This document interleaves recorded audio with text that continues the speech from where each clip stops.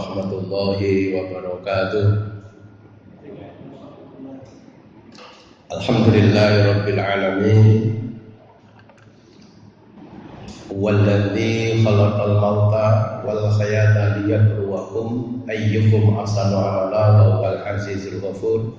Asyhadu an la ilaha illallah wahdahu la syarikalah wa asyhadu anna Muhammadan abduhu wa rasuluh. Allahumma salli wa sallim ala nabiyyina Muhammadin wa ala alihi wa sahbihi ajma'in. Wa qala Allah ta'ala fil Qur'anil Karim, a'udzu billahi minasy syaithanir rajim. Ya ayyuhalladzina amanu kutiba 'alaikumus syiyamu kama kutiba 'alal ladzina min qablikum la'allakum tattaqun. Bapak-bapak, ibu-ibu, jamaah pengajian rutin dan pendengar semua yang dirahmati Allah. Pertama dan utama sekali kita memanjatkan puja dan puji syukur yang mendalam kehadirat Allah Subhanahu wa taala di hari kedua bulan suci Ramadan 1441 Hijriah ini. Kita dalam keadaan sehat walafiat, insyaallah. Sehat semua Bapak Ibu ya. Sehat jasmani, sehat rohani, sehat semuanya. Moga-moga juga sehat dompetnya, sehat isi dompetnya, tidak terdampak dengan virus corona wabah yang masih moga-moga jauh di sana. Kita bisa menunaikan siam Ramadan dengan penuh kekhusyuan, dengan penuh kedamaian, walaupun sekali lagi dalam suasana merebaknya wabah virus corona yang boleh jadi ini juga bagian dari ujian kita saat kita menunaikan siam Ramadan dalam suasana seperti ini. Shalawat dan salam moga-moga terlimpahkan pada junjungan Nabi Agung, Nabi mulia, Nabi akhir zaman, Nabi kita, Nabi Muhammad SAW, para keluarga, para sahabat dan pengikut-pengikutnya yang insya Allah senantiasa istiqomah melaksanakan dan menjunjung tinggi sunnah-sunnah Rasulullah Sallallahu Alaihi Wasallam. Ibu bapak yang dirahmati Allah, ada hal yang menggelitik dalam sebuah dialog wawancara seorang anak dengan orang tua di masa puasa Ramadan pas kena wabah virus corona seperti ini. Sang anak memberi komentar, "Bah, ini puasanya sangat berbeda ya." Kata si bapak, "Tidak lah, puasanya tetap seperti tahun-tahun yang lalu. Kesakralan puasa tetap, ibadah puasa tetap, kita mengisi di dalamnya ibadah puasa juga tetap dengan memperbanyak baca Quran, dengan qiyamul Ramadan, dengan banyak bersedekah, dengan berakhlakul karimah, semuanya sama. Yang berbeda hanya situasi yang menghendaki kita boleh jadi harus banyak di rumah, lockdown." Sang bapak lalu menunduk mengatakan, "Inilah ujian bagi bapak." "Kok ujian bagi bapak, Bapak? Bagaimana bapak harus banyak menghafalkan ayat-ayat Al-Quran untuk nanti malam jadi imam tarawih di rumah?" Ini bapaknya kelihatan kalau nggak jadi imam di rumah itu nggak tahu ngapalnya Al-Quran biasanya. Bapak nanti juga malu kalau seandainya yang dibaca waktu ngimami tarawih di rumah gitu. Minimal malu dengan istri dan anaknya sendiri. Mosok berpuluh tok kan gitu. Justru disinilah letak ujian keikhlasan itu. Artinya apa? Yang puasa Ramadan lebih banyak di rumah, apalagi sampai sholat Jumatannya diganti sholat zuhur di rumah, sholat hariannya, maktubahnya 5 waktu berjamaah di rumah dengan istri dan anaknya, sampai tarawehnya juga di rumah. Itu benar-benar menguji kesabaran. Karena apa? Saya mohon maaf, bukan curiga dan bukan saya suudzon, Pak Ronggo, jangan-jangan dalilnya aku terawih di rumah, jamaah di rumah, malah di rumah enggak terawih. Ora enek sing delok ora enek tanggoku sing ngeruh kae.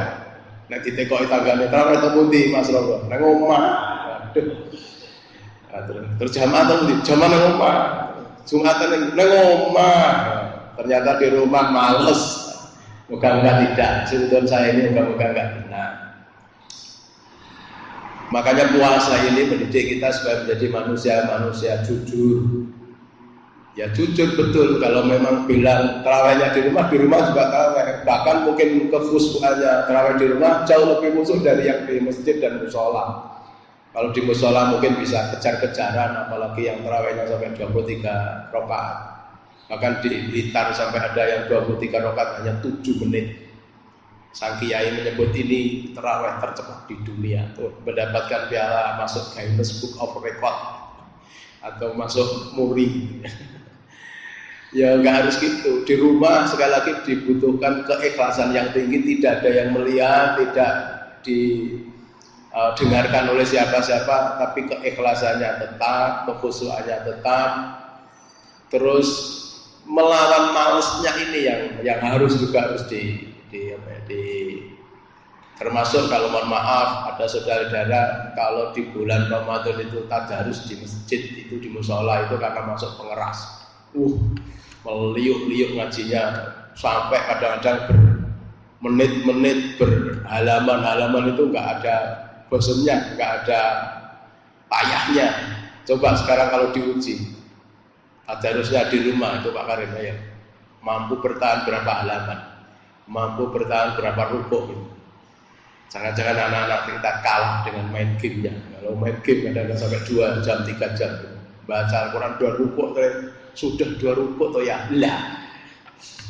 Inilah maka benar-benar saat di rumah itu keikhlasan, bahkan rasa cinta kepada Allah itu ya di saat kesunyian di rumah itulah menunjukkan cinta kepada Allah, tidak berubah pengabdiannya. Mohon maaf, memang disinilah bagi orang-orang yang mohon maaf kurang bisa ikhlas itu mungkin ada beda kali. Di saat sholat di masjid, apalagi saat ngimami gitu Ustaz Salamun di masjid itu, kira-kira berbeda nggak kalau sedang ngimami di rumah? Nah, gitu. Rasulullah itu mengajarkan kalau ngimami di masjid malah harus pendek ayatnya, karena makmumnya macam-macam, apalagi ini makmumnya pasien, makmumnya keluarga pasien yang punya kepentingan yang harus segera selesai. Maka gak boleh panjang-panjang.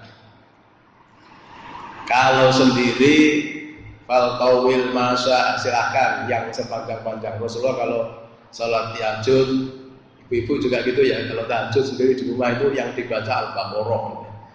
Maksudnya Al-Baqarah bukan 5 ayat di depan toh. Ya Al-Baqarah semua dibaca semua. Makanya sampai kakinya Nabi itu sampai abuh. Itu bahasa Indonesia apa? Bengkak. Sampai istrinya itu ngesak nih namanya Bunda Aisyah itu istri yang ceria sampai berlari-lari bersama Aisyah itu dalam lagu yang terbaru. Itu lalu bertanya ya Rasulullah sampean itu kan sudah maksum nggak punya dosa, sampean ini Nabi, sampean ini jelas masuk surga. Nek sholat kok sampai abuh sikit saking lamanya berdiri. Ucapan Rasulullah, afala akunu abdan syakuran. Apakah saya ini salah kalau aku ini ingin menjadi hamba Allah yang pandai bersyukur? Jadi rasa syukurnya itu akan kelihatan kalau pas sholatnya di rumah gitu maksud saya. Nah, jenengan sholatnya walaupun tahajud itu ya ayyuhal muzammil qumil laila illa qalil au zid alaihi wa rattilil qur'ana tartila inna sanulqi alaika qaulan sakila. Itu kan illa qalila, bangun malam itu sedikit aja, enggak usah lama-lama tak 30 menit itu wis lama loh sholat 30 menit. Wis sak dongane 45 menit. Tapi kalau Allah menyebut au zid alai tambahno, kalau dongannya kurang kok hanya 40 menit dari 1 jam, dari jam 3 sampai jam 4 mereka bayar sahur. Bayar sahur ya ibu-ibu ini mesti alasannya menyiapkan sahur. Ya, tadi ada jamaah di RT saya tanya, Tat, kalau Ramadan begini kan eman-eman kalau malam kita bisa bangun jam 3 sebelum sahur itu tahajud lagi, boleh enggak? Ya saya jawab, di malam Ramadan atau di luar Ramadan Rasulullah tidak pernah sholat malam lebih dari 11 rakaat.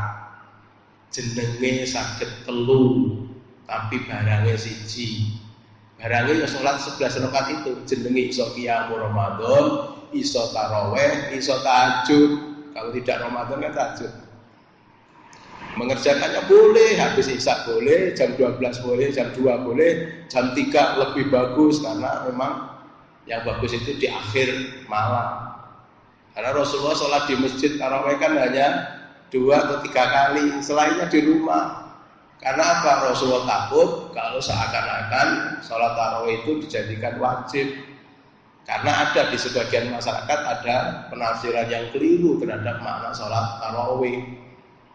Bahkan ada seorang ibu yang tanya, Tat, aku tadi malam gak taraweh, berarti aku hari ini gak usah puasa ya? Loh, oh hubungannya puasa Ramadan yang hukumnya wajib dengan sholat taraweh yang hukumnya sunnah mu'akkadah. Bahasanya lo jenengan karena kesibukan jenengan di malam hari, karena weekend operasi terus di rumah sakit selama 1 bulan Ramadan, gak usah taraweh 30 malam, ora apa-apa. Tapi di siang hari harus puasa 30 malam. Ngono lho, Pak. Jangan lalu dimaknai lek bengine taraweh apa syaratnya puasa Ramadan di siang hari malamnya kudu taraweh. Nah, ya tidak, itu kan berdiri sendiri. Tetapi alangkah baiknya memang karena hukumnya sunnah muakkadah, disamakan dengan sholat hari raya Idul Fitri, Idul Adha, disamakan dengan sholat witir itu juga. Maka taraweh itu sebaiknya tidak ditinggalkan kalau memang tidak ada uzur syar'i, walaupun dikerjakannya walaupun hanya dengan sendiri di rumah. Kalau hari-hari ini berjamaah di rumah monggo, di mushola di masjid dengan mengikuti aturan protokol penanganan merebaknya COVID-19 dengan barisnya letih sak meter seperti ini, monggo. Tinggal keyakinannya jenengan milih yang mana. Karena al-yakinu la yuzalu bisakki. Barang yang yakin itu tidak bisa dikalahkan dengan yang ragu-ragu. Nah, dengan yakin atas pertolongan Allah, saya sudah pakai masker, saya sudah pakai hand sanitizer, saya sudah bersuci dari rumah, dan saya yakin masjid ini tiap hari oleh cleaning service sudah dipel bersih. Monggo datang ke masjid, tarawih di masjid. Walaupun kalau di aturan PP Muhammadiyah semua harus mengikuti aturan di Jakarta dan di Jogja sama Surabaya. Kantor PP-nya kan di Jakarta sama Surabaya.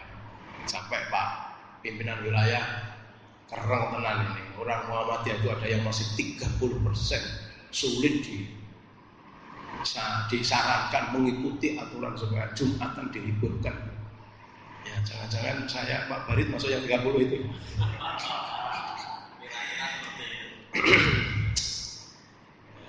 Walaupun di Bojonegoro katanya sudah ada 2-3 yang meninggal ya. Dari Balen, dari Camburjo, kemarin Sukorejo. Tapi pasti COVID-19 tuh dokter Arjen, kenapa hasil swabnya belum turun, harus nunggu 1 minggu. Dan konon katanya pegawai rumah sakit umum tadi saya tanya, itu pun kalau turun yang diberitahu hanya Kementerian Kesehatan Pusat sama Kementerian Opo, dan ya terus pihak bupatinya lalu dipanggil atau diberitahu atau gubernurnya dan dirahasiakan. Aku nggak paham maksudnya. Moga-moga yang meninggal di Bojonegoro 3 itu ternyata hasil swabnya tidak karena corona. Termasuk saudara kita yang dokter, petugas haji, kepala KUA yang petugas haji tahun ini, moga-moga juga informasi kemarin sudah sehat, moga-moga sehat betul dan segera pulang, biar tetangganya, istrinya, anak-anaknya tidak deg-deg menit koyo-koyo wis dijemput di pondok rumah sakit itu wis terakhir nggak ketemu, menakutkan.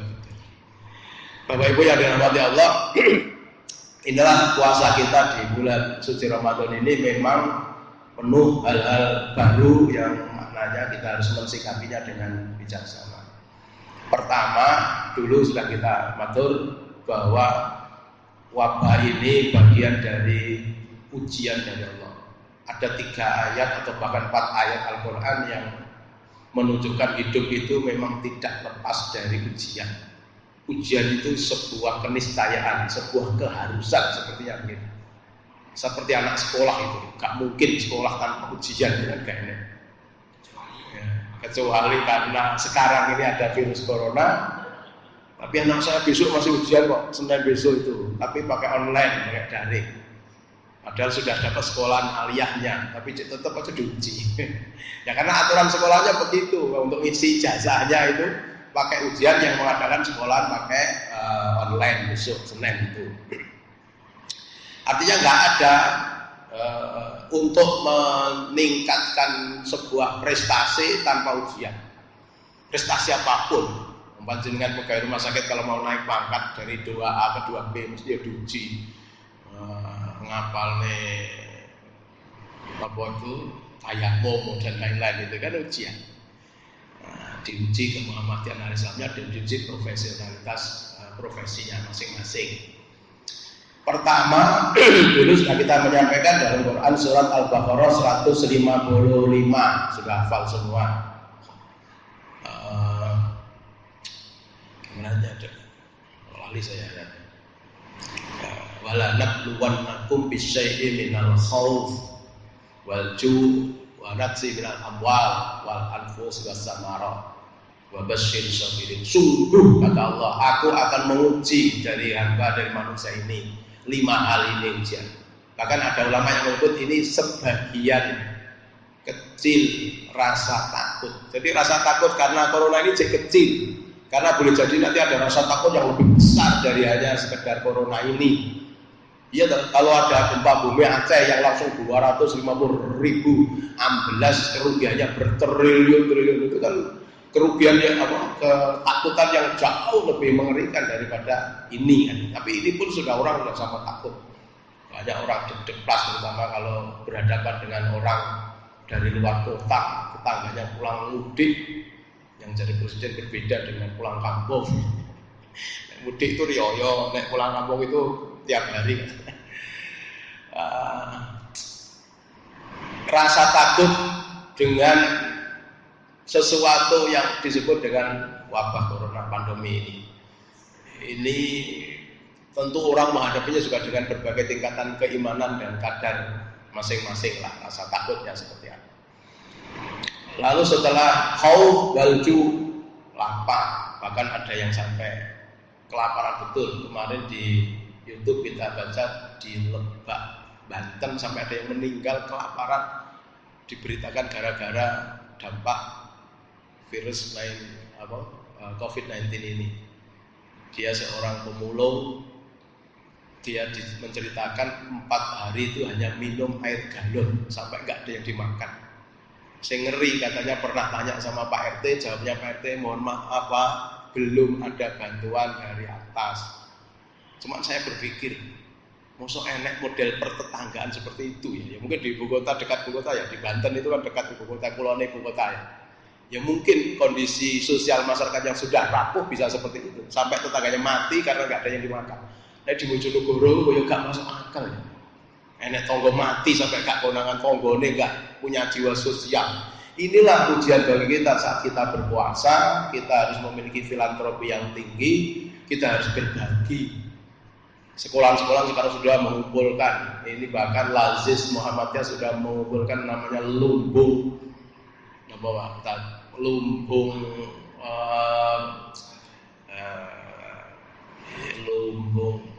apa soalnya yang pasien kebutuhan pokok itu sembako, lumbung sembako sudah berapa ratus juta terkumpul uangnya, barangnya itu dikatakan sekarang sudah tinggal menyalurkan, mungkin sebagian sudah disalurkan.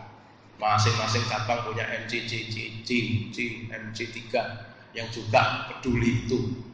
Jadi artinya jangan sampai terjadi seperti di Banten itu loh, sampai ada orang mati gara-gara lapar nggak dapat akses ekonomi.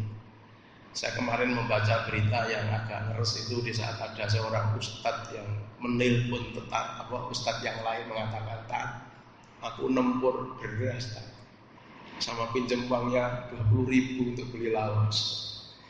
Ustadz guru ngaji, guru TPQ, pekerjaannya mungkin jadi guru privat, pas kena corona ini sudah hampir 2 bulan ini perang. Berarti nggak dapat hasil apa-apa. Dia keahliannya juga itu. Mau mencangkul neng sawah gak duwe sawah, mau mengerjakan perbuatan lain di kota besar yang sudah PSBB, sudah lockdown gitu, mau kemana dia keluar rumah? Nggak mungkin. Sampai seperti itu. Ya itu kan dalam Al-Quran kan ada 2 jenis orang miskin. Jadi wafi amwalihim hakun lis-sa'ili, yang kedua wal mahrum. Pada hartamu wahai orang-orang kaya ada haknya orang-orang miskin yang sa'il, yang meminta-minta. Memang boleh jadi ada saudara kita yang berani meminta-minta. Si ustadz tadi nggak berani meminta, dia lebih mulia wal mahrum, miskin tapi menjaga kehormatannya, tidak meminta-minta. Dengan hutang itu lebih mulia. Kalau nanti tidak bisa duit artis sahur gitu. Tapi niatnya hutang dan bener ya nanti tak lihat dhewe sing diutangi kok apian seperti panjenengan karyawan rumah sakit ini mesti jenengan gak mentolo ya. Enek temen akrab jenengan yang pekerjaannya ustadz guru ngaji, utang beras 2 kilo kanggo nempur karo duit 20.000, mosok mentolo dengan utangi tenan gitu. Biarten jenengan karyawan rumah sakit nek masih begitu. Saya nggak yakin ya jenengan melakukan itu. Masya Allah. Kembali, jadi di Banten sampai ada yang meninggal seperti itu. Mesti ini kan, ya bayangin ketua RT ini begitu dilapori ada warganya yang nggak, ada yang dimakan 4 hari makan hanya minum air galon. Mestinya kan ketua RT ini itu kan seperti yang diteriaki sama di YouTube atau di video di syutingnya di kuburan itu. Dulur, kekayaan lo dimakan 2 wulan itu rong teh. Mosok enek pendataan arep oleh bantuan kok sinung bodo bingung macak miskin kabeh. Boyo sing wis kekayaane cukup kanggo 2 wulan kok ya aja melu-melu. Artinya kita harus jujur kalau bodi seperti ini ya. Kalau kekayaan kita tuh jangankan 2 bulan, setahun yang akan datang lo belum habis. Ibu dokter ya. Bahkan ada yang 7 keturunan nek konglomerat. Mbok ya berbagi. Artinya KRT tadi mestinya kan ya mengkoling tetangga-tangganya sing sugih-sugih iki enek tangga kita sing miskin, anggota warga kita yang mau mati hanya minum air galon 4 hari, ayo kita bantu. Kan mestinya begitulah. Ya itu ada dalam cerita, moga-moga tidak terjadi di lingkungan kita.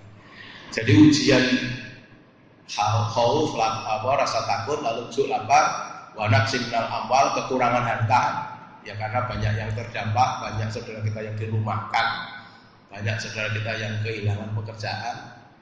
Kadang-kadang saya ini dengan sekolah yang perai sekian lama itu, wis 1,5 bulan saya. Nggih. 1,5 bulan kurang ulang, hampir 2 bulan. Itu terus bagaimana nasibnya saudara kita yang jualan pentol, yang berkeliling dari sekolah satu ke sekolah lain, dari madrasah satu madrasah lain, yang dari TPQ satu TPQ lain. Sekarang semua perai jual. Neng masyarakat wong bodoh gak metu kok marane itu. Wong bodoh ngeman hartanya untuk dirinya sendiri. Anak-anaknya nggak boleh belanja, apalagi sekarang puasa lagi. Masya Allah. Padahal ibu-ibu itu kalau puasa mesti belanjanya mintanya 2 kali lipat, ibu ya. Iya, apa larang pak? Beras lagi larang, gula tak kira 20.000 dan seterusnya. Nek gak poso kayak 2 juta cukup, Pak Ronggo, iki poso ya kudu 4 juta. Lah jenengan biasane ngopi perpisahan esuk tok. Ah saiki waktu buka kopi, nanti bar sahur apa bar traweh kopi, ora bengi kopi neh. Esuk sahur ya kopi neh papat entek gula piro. Ya semoga lah diatur. Mestinya dengan puasa itu malah orang dididik untuk sederhana mestinya kan. Ya seperti dulu Pak almarhum Profesor Dr. B.J. Habibie, presiden kita yang luar biasa itu, dia pernah menghitung kalkulasi kalau seandainya warga Indonesia Muslim itu puasa Senin Kemis saja, sak umat Islam sak Indonesia itu puasa Senin Kemis saja, itu dalam 1 bulan itu bisa menghemat sekian ribu juta ton beras yang bisa disalurkan untuk anak yatim piatu, fakir miskin. Ya, dan ini oleh kisah Ramadan seperti ini kita lalu hidup kita lebih sederhana. Tapi ibu-ibu ya gak iso ya, mesti alasannya enak ibu. Wes ngene iki ya jek enak sing arep tuku klambi anyar bener. Mesti ning usah.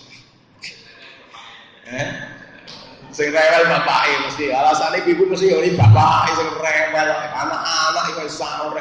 Lawe ra enak ya ora tangi-tangi gak gelem sahur. Ini ya pun nek ngono.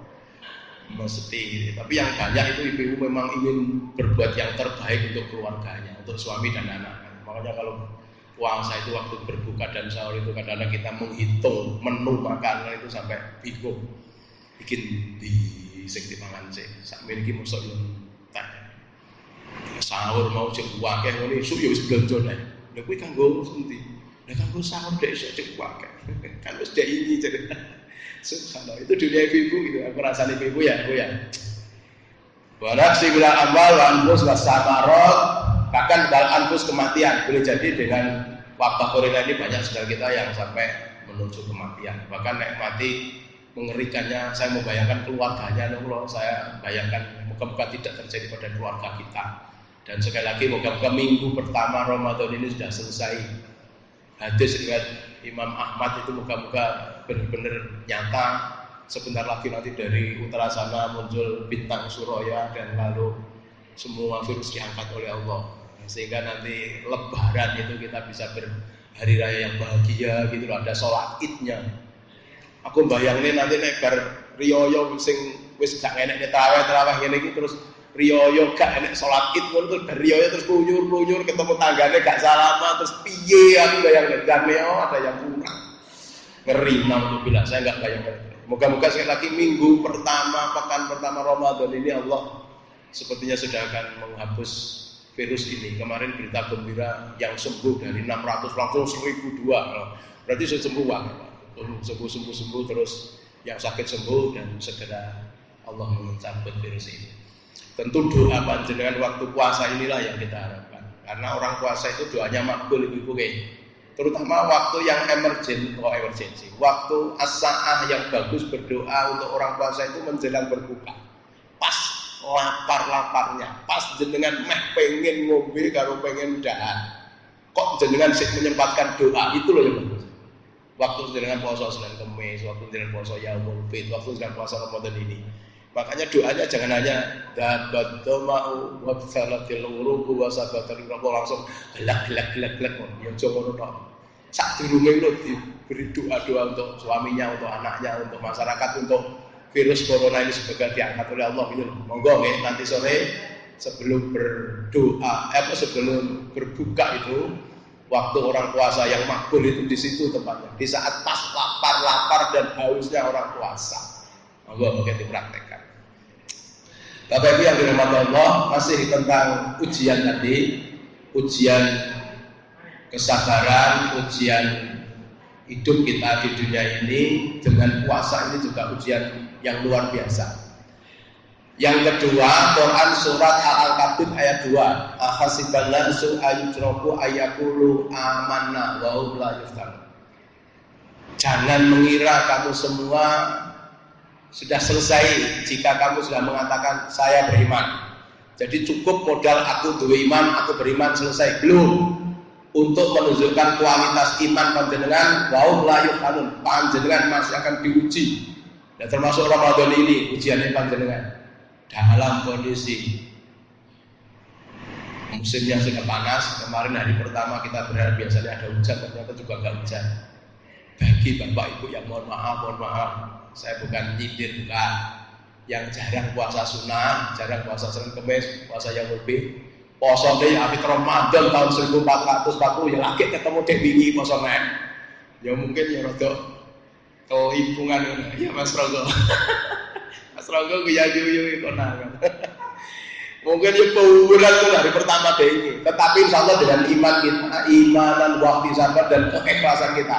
Ada anak kecil usia TK itu ada yang sudah kuat. Dipaksa orang tuanya meminum waktu asar gak gelem, pokoknya nek rumah aku go minum tuh aku. Ini anak kecil hebat ini. Mosok sing anak orang tua kalah. Bapak Ibu tak terasa tahu-tahu sudah 1 jam. Mungkin ada yang tanya terkait dengan puasa Ramadan atau terkait dengan bagaimana kaifiat kita hari ini dalam mengisi kegiatan Ramadan ini. Sekali lagi saya tadi berpesan panjenengan semua yang benar-benar melakukan kegiatan Ramadan dari rumah, di rumah saja, ada ujian keikhlasan, ujian kesabaran, ujian merasa diawasi Allah jauh lebih tinggi daripada di tempat ramai. Dan moga-moga disitulah panjenengan menemukan cinta yang sebenarnya, mencintai Allah dalam kesunyian, bukan mencintai Allah dalam bentuk yang ramai. Karena memang di sana ada takwa, itu ada disebut dua hal, yaitu dalam bentuk di tempat ramai maupun di tempat sunyi. Nah, di tempat ramai kadang-kadang orang masih bisa kayak puisinya Gus. Di tempat ramai kita berpura-pura jadi orang soleh, orang baik, dilihat orang bisa. Tapi sekarang di saat ini dalam kondisi Ramadan, dalam kondisi lockdown, dalam kondisi apalagi moga-moga Bojonegoro nggak sampai PSBB lah gitu.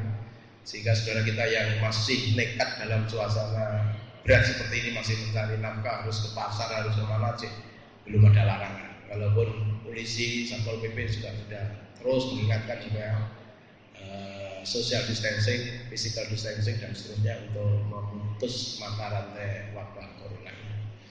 Ada yang tanya saya? Betul. Sambung sekali. Bapak-bapak, ibu-ibu, kaitannya dengan belanja waktu puasa Ramadan, kok belanja? Ibadah di bulan suci Ramadan. Sekali lagi, moga-moga kita puasa ini menyiapkan wadah yang sebesar-besarnya, seperti yang pernah dulu saya sampaikan itu. Ibarat sekarang ini kita berada dalam pengungsian begitu, lalu ada bantuan yang super banyak, kita bisa mengambil dengan wadah sebesar-besar wadah yang kita miliki. Artinya Allah obral pahala, Allah obral ganjaran. Dengan puasa Ramadan ini, mari wadah kita siapkan seberapa. Jangan wadai damtrek ngono ya oleh sak damtrek, wadai sak kol tepak ya oleh kol tepak, wadai sak kosa ya roda 3 ya sak 3, wadai nggo blangsing ya blangsing, wadai mur piring ya sak piring, wadai gelas ya sak gelas. Wadai mur tangan tok ya oleh sing digenggam tangan, atau jangan hanya nonton tok ya ora oleh apa-apa. Maka saat Allah obral pahala, rahmatnya Allah, maghfirah, ampunannya Allah, dan sampai terakhir itu minanar ini, mari kita jemput dengan wadah yang sebesar-besarnya. Dan terakhir, marilah panjenengan dan kita semua benar-benar memaknai Ramadan ini ibarat Ramadan yang terakhir. Ngerti-ngerti. Maksudnya jangan sampai Ramadan ini berlalu tanpa kesan yang begitu sangat indah, karena kita sudah maksimal mengisinya. Bapak Ibu saya pikir sudah mematok baca Qur'annya khatam minimal 2 kali gitu ya 1 bulan. Oke, 2 kali ya Bapak-bapak. Ya minimal 1 kali lah gitu, bisa 2 kali gitu. Artinya Rasulullah mohon maaf sampai mencela dengan kata-kata celaka 3 kali.